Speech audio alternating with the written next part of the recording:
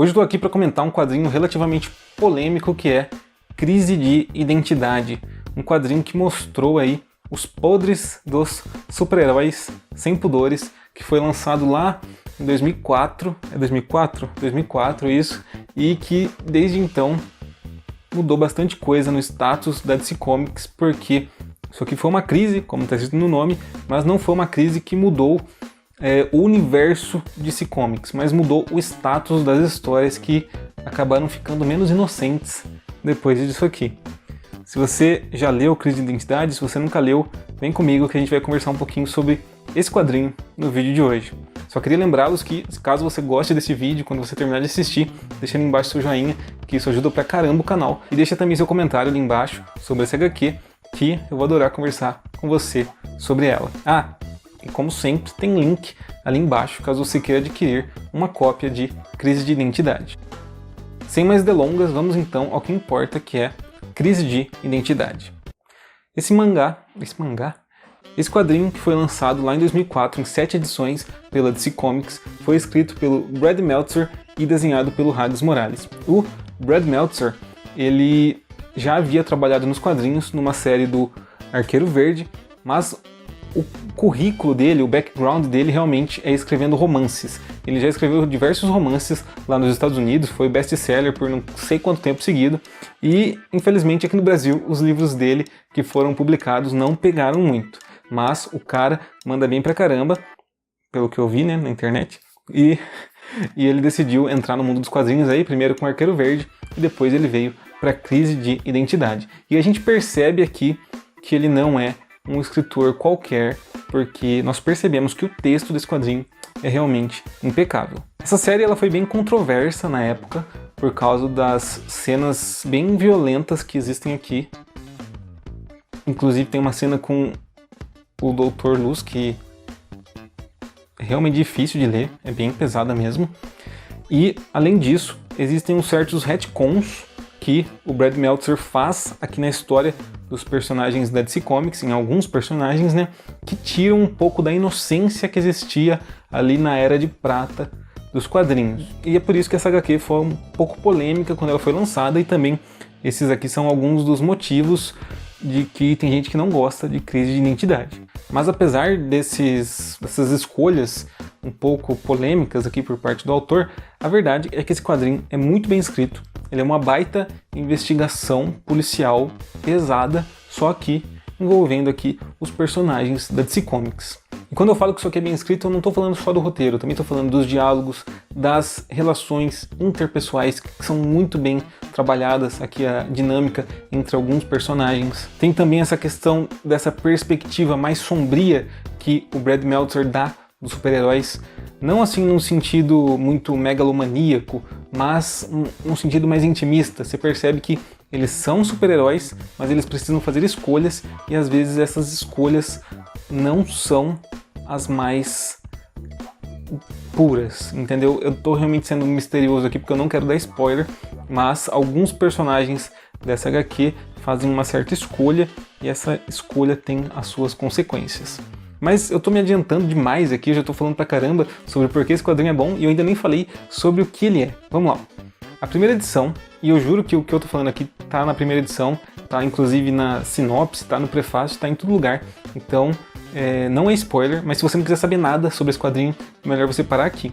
Mas eu vou falar só algumas coisas da primeira edição, e que são bastante conhecidas na verdade. Na primeira edição desse quadrinho, nós vemos o Homem Elástico, que é um dos poucos super-heróis da DC Comics que não tem assim uma identidade secreta. Todo mundo sabe que ele é o Ralph Dibny. Estão ele e a Águia Flamejante fazendo ali uma espécie de tocaia para tentar impedir um certo crime que está para acontecer.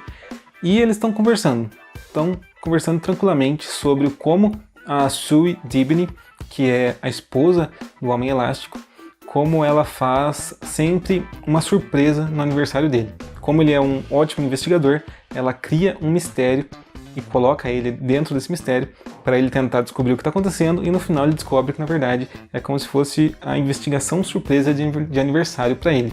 Esse é o presente dela para ele, uma investigação que na verdade leva a algum presente.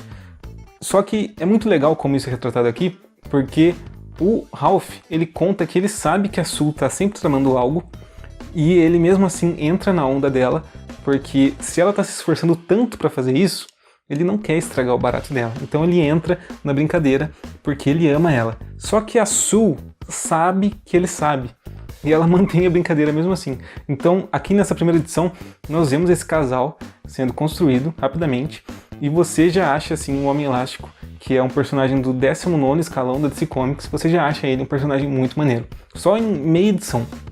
Só que, ao mesmo tempo que nós vamos vendo essa tocaia do Homem Elástico e da Águia Flamejante, nós vamos vendo a casa da Sue, enquanto ela está preparando ali a surpresa pro Ralph, e é aí que as coisas começam a ficar sinistras, porque nós vemos que tem alguém dentro da casa dela. E, como eu disse, isso aqui vai ser um mini spoiler da primeira edição, mas é um fato amplamente conhecido dessa trama, mas se você não quiser saber nada mesmo, saia agora desse vídeo. O que acontece é que a Sue é assassinada. Ela é assassinada e esse é o estopim de toda a trama. Começa-se então uma investigação para descobrir quem fez isso com a personagem, e ao mesmo tempo que essa investigação vai sendo conduzida, algumas verdades, alguns segredos, algumas coisas do passado dos personagens aqui da Liga da Justiça vão sendo reviradas. Então é aí que as coisas começam a ficar pesadas, porque os personagens, assim, existe um certo grupo de personagens dentro da Liga da Justiça que sabe de uma informação e eles suspeitam de quem pode ter sido o assassino da Sue. Então eles vão atrás dessa pessoa e é aí que as coisas começam a ficar pesadas. Eu realmente não vou falar mais nada a partir daqui. Quem leu sabe do que eu tô falando. Quem não leu deveria ler. Inclusive o link de compra desse quadrinho tá ali na descrição. E cara, é uma paulada atrás da outra, numa trama que te instiga a continuar lendo. É uma trama que faz você realmente se importar com os personagens, faz você pensar sobre as escolhas dos super-heróis e faz você olhar tudo com um olhar menos inocente, como eu disse lá no começo. Esse quadrinho realmente fez tudo parecer um pouco mais cinza do que era anteriormente, que era tudo preto no branco no mundo das HQs. Então, como eu falei, isso aqui tem ótimas relações entre os personagens, tem diálogos excelentes, tem recordatórios muito bem colocados nas cenas que realmente dão uma ambientação sensacional para tudo, e tem essa trama que te instiga, que faz te querer ler até a última edição e, assim, você realmente não consegue largar esse quadrinho. Só que, assim, existem alguns defeitos na HQ. Embora eu tenha adorado essa leitura, eu reconheço que existem algumas coisas que às vezes dão uma destoada do restante. Como eu disse, o Brad Meltzer, ele escreve bem pra caramba, só que como eu acho que ele era recente no mundo dos quadrinhos, quando ele escreveu isso aqui, tinha alguns personagens que ele não entendia muito bem. Então, parece que ele não entendia bem os poderes, não entendia bem algumas coisas ali do universo da DC Comics, e isso causou algumas cenas que incomodam um pouco os leitores, como a luta com o Exterminador. Tem algumas coisas ali que são muito forçadas e que você percebe que se fosse outro roteirista fazendo, ia ter sido feito de outra forma. Tem também aquela questão dos retcons, que alguns leitores contestam se deveriam ter sido feitos ou não. Eu já particularmente acho que você não deve se prender a isso, leia essa história como uma coisa fechada, não precisa ficar ficar montando na sua cabeça os retcons que foram feitos. Isso aqui é realmente desnecessário. É um ponto que muitas pessoas levantam como defeito do quadrinho, mas eu acho que não é.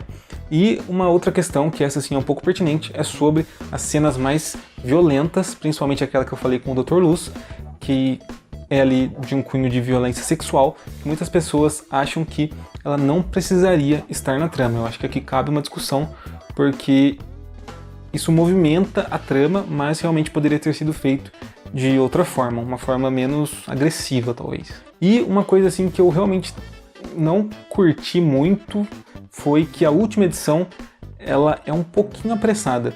Eu acho que se tivesse 8 edições e não 7, essa minissérie ela ia ser mais bem amarradinha.